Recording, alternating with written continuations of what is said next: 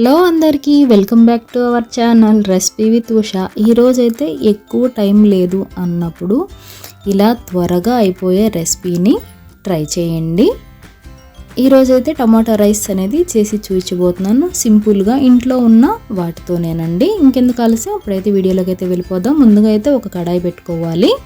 అందులోకి 2 table spoon oil వేసుకోవాలి. Oil అనేది వేడిన తర్వాత 2 ఎండుమిరపకాయలు, సన్నని ఆవాలు, పచ్చిమిరపకాయ చీలికలు, జీలకర్ర, 2 రెబ్బల కరివేపాకు, సన్నని ఉల్లిపాయ తరుగు వేసుకొని దోరగా ఫ్రై చేసుకోవాలి. ఉల్లిపాయలు అనేవి వేగిన తర్వాత అల్లం వెల్లుల్లి పేస్ట్ 1/2 టేబుల్ స్పూన్ వేసి పచ్చి వాసన పోయేంత వరకు ఫ్రై చేసుకోవాలి.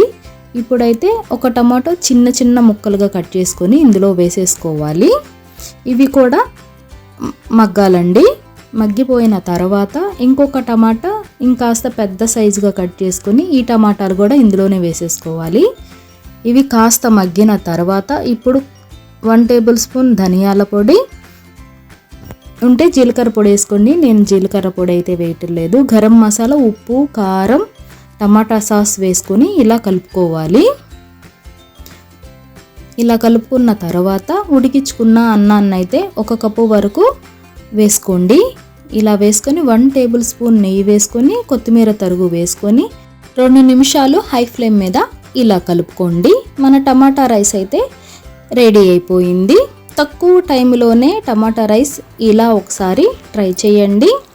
పిల్లలకి లంచ్ బాక్సెస్ కూడా ఇలా ప్రిపేర్ చేసుకోవచ్చు. మీరు కూడా ఒకసారి ఇలా ట్రై చేయండి.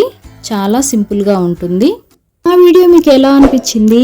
నా వీడియో నచ్చితే లైక్ చేయండి, సబ్స్క్రైబ్ చేయండి, కామెంట్ చేయండి. మరిన్ని రెసిపీస్ కోసం నా పేజీని ఫాలో చేయండి. మరొక రెసిపీతో మీ ముందుంటాను. Recipe with Usha.